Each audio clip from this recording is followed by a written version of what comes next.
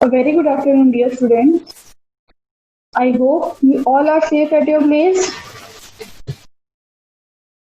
I, Professor Sonal Agrawal, welcome you all on the digital platform of Agrawal Vidya Vihar English Medium College. This is the lecture for the subject Banking Law and Practice Paper 1. I just want to brief out in short that what we did in the last lecture. In the last lecture, we have revised the topic that is a banker's right to set up the account. That if a customer is having more than one account in a bank or in a same bank, so if one account shows the debit balance and another account shows the credit balance, in that situation, the banker is having the right to combine these both the accounts. Here, this right is known as the banker's right to set up the account. So you can also say that this is the right of the banker to combine the two accounts here of the same customer in a same bank. It is compulsory that both the accounts should be registered with the name of the same person or same customer, and both the accounts should be in the same bank. Clear? So then only the banker can apply this type of right, the banker's right to set up. Then we discuss that what are the ingredients or what are the basic conditions so that the banker can exercise the right of setup. After that, we discuss about some of the precautions that the banker has to take in mind before combining the accounts. So these all things we revised in the last lecture. Then we have discussed the topic that is the banker's right to charge the interest and commission. That banker is having the right to charge on the interest amount that on the amount which is given you or which is given to the customer as a loan. So these types of right the banker is having. Second, the banker is having the right to charge the commission if any agency functions or any agency services is performed by the banker in behalf of you. So the banker is having the right to charge the interest. And after that, we discuss about some of the incidental charges. That sometimes that type of charges is also cut by the banker or also deducted by the banker, or you can say this types of charges is debited in the account of the customer. So the banker is having this types of right. We discussed this point in the last lecture. And after that, we have started the topic that the banker's obligation to honor the check. Here, today we are going to continue with this topic that banker's obligation to honor the check. So you are a customer of a bank, so it is the duty of the banker to honor your check whenever it is drawn by you. Here, so certain conditions are there. If those conditions are fulfilled, then only the banker is in the legal obligation, in the statutory obligation to pass the check or to honor the check which is written by the customer. So which are these conditions? So we discussed these four conditions in our last lecture. That first condition, that is the check must be drawn in a proper form. So what do you mean by this word proper form? Proper form means the terms and condition to write the check. There are certain rules to write the check. Here that rules must be followed. Here exactly what do you want to do, that what you have to do as a customer, that whatever blanks are given on the check, that blanks must be filled correctly. That first blank is about the date, so date must be written. Second is about the payee, so the name of the certain person must be there. Here you cannot write that Mr. X or Mr. Y. Here if you have written this types of name on the blank, that is a pay, so the banker will be confused that to whom he has to pay, whether he has to pay Mr. X or whether he has to pay Mr. Y.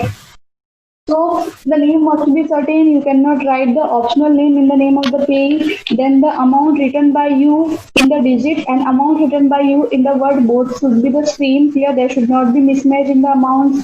And the signature which is done by the customer must be similar with the specimen signature. The crossing which is done by you as a customer on the top, it must be certain. It must be you can say it must be clearly visible so that the banker can understand it.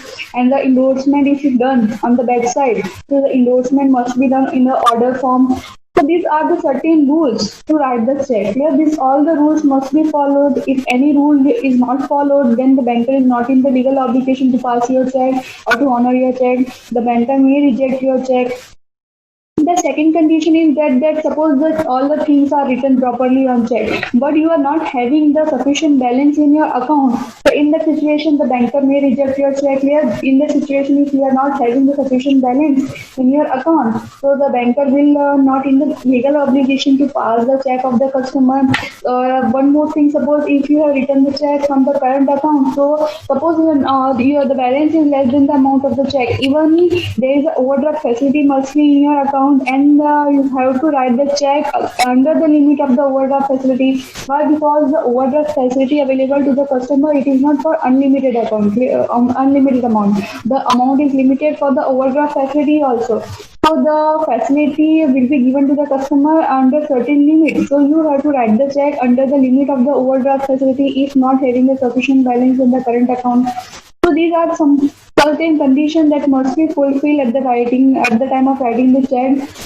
So this should be fulfilled. After that, there should be no legal clause. There should be no legal clause, or there should be no legal obligations that you can say that restrict the banker to pass your check. Yeah, one of the example of that legal restriction is about the garnishee order that we are going to discuss as the last topic of our chapter. Yeah, if there is a garnishee order on the account of the customer, then the customer is not free to use the balance which is available in the account of the customer. So this types of legal clause should not be there on the account of the customer. Then only the banker is under the obligation to pass or to clear the check of the customer. The next one, last condition is that the check must be presented during the banking hour and at a banking place. Where it is compulsory that you have to present the check which is written by you during the banking hours. Where if you want to present the check before the banking hours and after the banking hours, so the banker is having the right to deny to accept your check. So in that situation, the banker can reject your check. Or suppose you are not presenting the check at a banking place. If the rule says that you have to present the check at a proper place. So proper place means it is a bank of the bank branch. So you have to present the check during the banking hours and at a banking place. If you are not doing this, so the banker is having the right to reject your check. Yeah? So these are the basic conditions that must be fulfilled, and if these conditions are fulfilled, then the banker is under the legal obligation to pass your check. Yeah? If all the conditions are fulfilled, then banker cannot reject your check according to the Negotiable Instrument Act. Yeah? And if any of this condition is not fulfilled, yeah, even if a single condition is not fulfilled, then the banker is having the right to reject your check. So all the conditions must be fulfilled compulsorily. Then only the banker is under the legal obligation to pass the check. Otherwise, not. I hope it is very, very clear. It is very simple. Just what you have to do, listen me carefully, and you will be understood whatever I said. It is very simple to understand. I hope it is clear.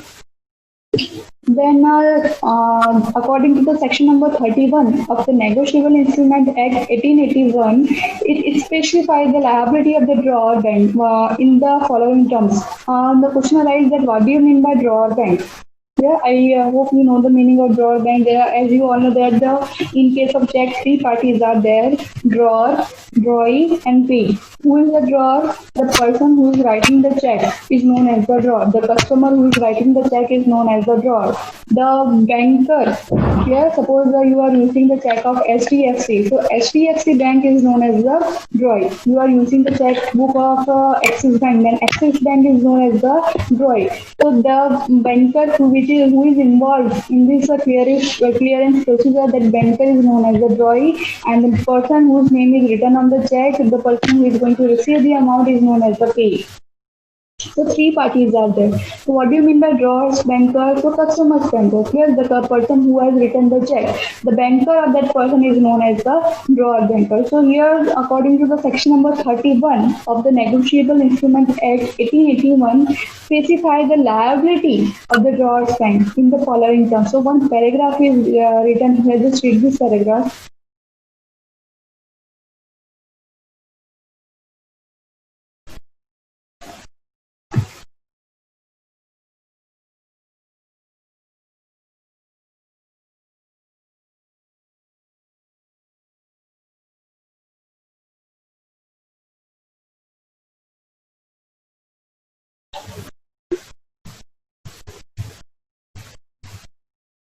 Done.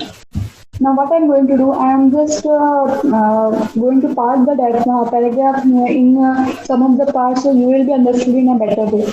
First is the drawer of the check. So same meaning, the drawer means the person who is writing the check. So the drawer of the check having the sufficient fund. The first condition is that there must be a sufficient fund. Whatever we discussed just now in before slide, that there must be a sufficient balance in your account. The same thing is written here, that the drawer of the check having the sufficient fund of the drawer in his hand. Clear? The drawer of the check having the sufficient fund.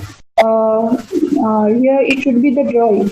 Starting my the drawer of the check, it should not be the drawer, it should be the drawing. Drawing means the banker. The drawing of the check having the sufficient fund of the drawer in his hand. It means that the banker must be having the sufficient fund of the customer in his hand. In his hand means what? In the account of the customer. I hope it is clear. In his hand means what? In the account of the customer. So the drawing of the check having the sufficient. Also, I am repeating again that the drawer, it should not be the drawer, it should be the drawing. Here it is a typing mistake, that the drawing of the check having the sufficient fund of the drawer in his hand means the customer means the banker must be having a sufficient balance of the customer of the drawer in his hand. What do you mean by in his hand? In his hand means in the account of the customer and properly applicable to the payment. The second condition says that it must be properly applicable for the payment. Means what? There should be no legal fraud. The drawing means the banker is free to use that fund for the payment of the such check. Here, so second condition, what they want to say, that fund is available, is applicable for the payment of such check. Here, there should be no legal clause. Whatever we discussed in just previous slide, that there should be no legal clause on the balance of the customer's account. So same thing is written here, that it should be properly applicable to the payment of such. What do you mean by this word? That the fund is available for the payment of the check. If any legal clause is there on the fund, then fund is not available for the payment of the check. So they are saying that it must be applicable for the payment of such check and must pay the check when duly required so to do. Here means what the banker has to do. The banker has to pay the amount of the check when it is required according to the rules and regulations. Suppose I have written the post-dated check. Means I have written the check which is going to be paid. Means I have written the date. Suppose today is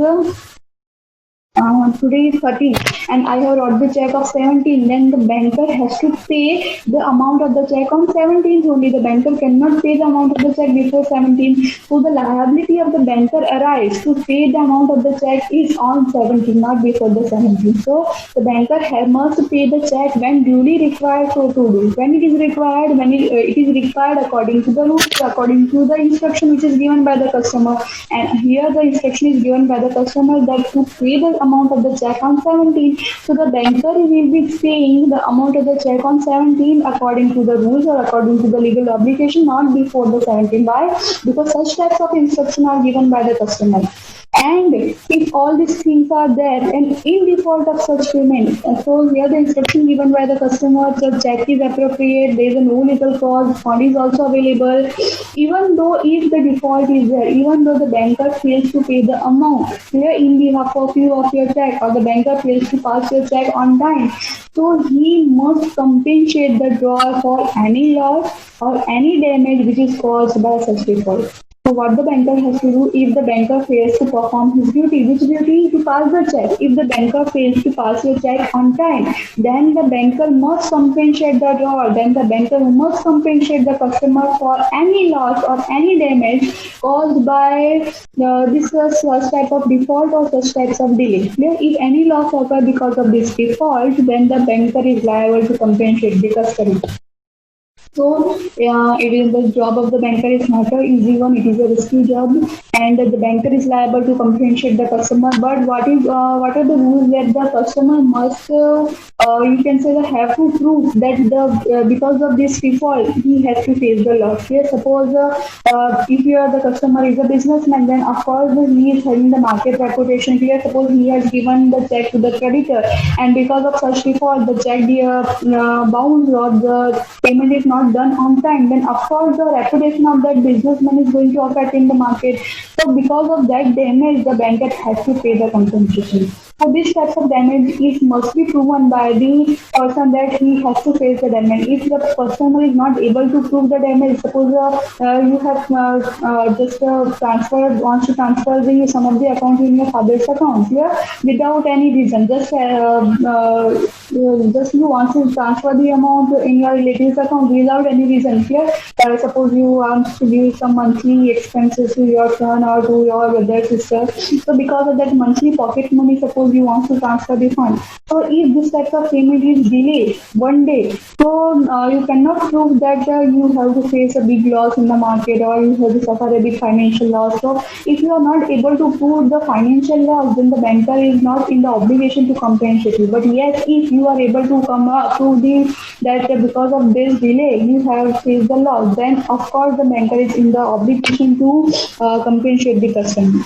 So according to the section number 31 of the Negotiable Instrument Act says that if all these conditions were fulfilled and if any default made of such payment, then the banker is liable to compensate the loss to the customer. Yeah. So this one paragraph is the same that whatever we discussed here. Yeah. If these four conditions are fulfilled, even though if the banker fails to pay the amount to the customer, then of course the banker is liable for the compensation that he has to give to the customer. The next is the wrongful dishonor of the check. Here, to questionerize that what do you mean by wrongful dishonor of the check? So the meaning is written here that just read the red paragraph once.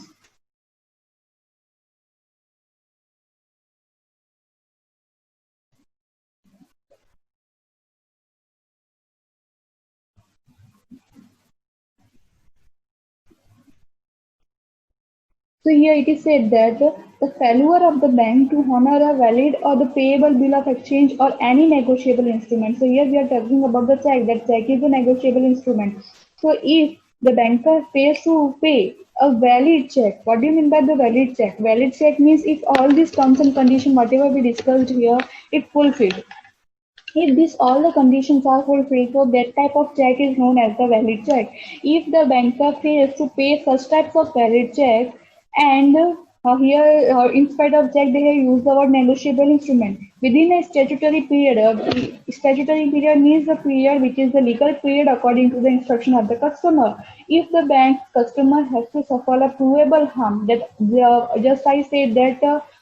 If you have suffered a loss, then it is compulsory that you can prove that loss. If you cannot prove that loss, that the banker is not going to compensate you. Clear? So it is compulsory that if you have suffered any financial loss for this types of failure of banking duty or this types of delay in banking duty, and you have to suffer a loss, so that type of loss must be proven by you. Clear? So if the banker's customer suffered the provable loss, then the banker may be liable for the damages.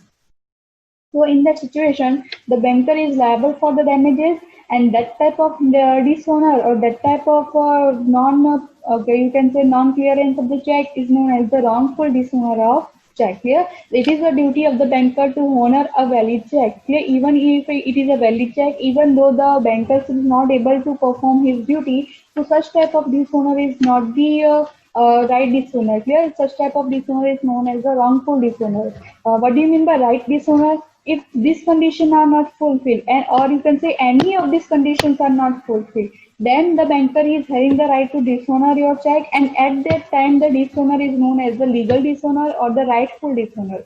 But if all the conditions are fulfilled, even though the banker is not able to clear your check or not able to honor your check, or not able to honor your valid negotiable instrument, in that situation the dishonor is known as the wrongful dishonor of check. You can say if a banker's here we are talking about check. So if the banker's wrongfully dishonor the customer's check, and the customer may be able to sue him for the damages in the breach of the contract. Which contract? The contract of trust, where the customer, suppose he is a trader and he maybe recover the substantial charges from the banker. Why? Because of the you can say the harm to his business or his commercial credit without having to prove any actual loss. Clear? And however, if the customer is not a trader, even though if he has suffered the loss, then he can recover the substantial damages or loss in the breach of the contract. But the condition says that the customer must be able to prove these types of the actual loss. Here, if the customer is not able to prove these types of actual loss, then the person and the customer is not able to recover the amount from the banker. Here, if a banker finds that he has dishonored a check which is wrongfully, then the question arises that what the banker should do. We are going to discuss this point also. Before that, I want to discuss this. The wrongful dishonor of a check means that bankers under the legal or the statutory obligation to honor your check unless there is a no valid reason to refuse. You all know that whenever your check bounce or whenever the check refused by the banker, a written notice is given to you about the refusal, about the reason of the refusal. Clear? So there must be a legal or the you can say the valid reason to refuse the check of the customer. If there is a no legal or there is a no valid reason to refuse the check of the customer, so that type of dishonor is known as the wrongful dishonor of check. Under the section number 31 of the NI Act, NI Act means the Negotiable Instrument Act, banker is liable to compensate the drawer, drawer means the customer, for any loss or the any damages for dishonoring the check without the sufficient reason. If the banker is not having the sufficient reason to dishonor your check, in that situation, according to the section number 31 of the Negotiable Instrument Act, the banker is liable to compensate the customer for this type of loss without having the without dishonoring the check without any the sufficient reason. And this dishonor may be intentional by the banker or it may be by mistake. But most probably it is by mistake. Why the banker is going to dishonor your check intentionally? Yes, so in most of the cases, this dishonor is just by the mistake of the banker. So this is all about the meaning of the dishonor of the check.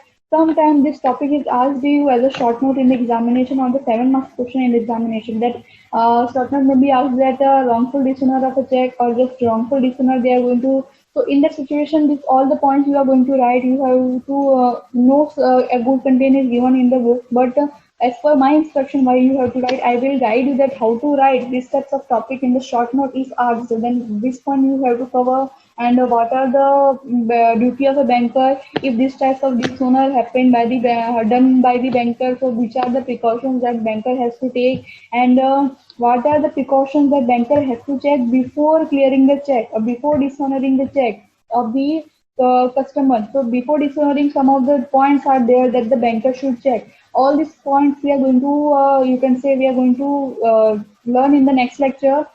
This is the end of the today. I'm not going to discuss all these things in very detail. But from the next lecture, we are going to discuss, we are going to start the topic again with this topic that is the wrongful dishonor of the check. Till then, just try to make the clear about the banker's obligation of the owner of the check. Try to make this meaning very, very clear that when the banker is liable to clear the or to pass the check of the customer. So try to make the try to make clear the meaning of this for conditions and try to make the clearance of this paragraph. If it is so, then you are understood the topic that the banker's obligation to honor the check. Then the subtopic you can say of this topic is the wrongful dishonor of the check. This is the subtopic of this main topic about the banker's obligation to honor the check. So this subtopic we have started in today's lecture. We have discussed the meaning of the wrongful dishonor and we have discussed that under this section this rule is covered and we have also discussed that in such types of dishonor who is responsible. So of course the banker is responsible. We have also discussed the condition that the loss must be proven by the customer. Then only the banker is responsible to compensate the customer, otherwise not. So all these things we have discussed in today's lecture. And then we have discussed the meaning of the wrongful dishonor. This meaning is just a general meaning. This is not according to the Negotiable Instrument Act. So this is general meaning that you can understand the meaning of the wrongful dishonor of a check in a better way. All these things we have done in today's lecture. From the next lecture, we are going to continue with this topic only, that is the wrongful dishonor of the check. So try to make the meaning very clear about the wrongful dishonor of check. Start learning. As you all know that the chapter number 1 is over and we have almost done half of the chapter of second year. We are half of your second chapter is also done. So try to start learning. We are going to meet in the next lecture. Till then, stay home, stay safe. Have a good day. Thank you.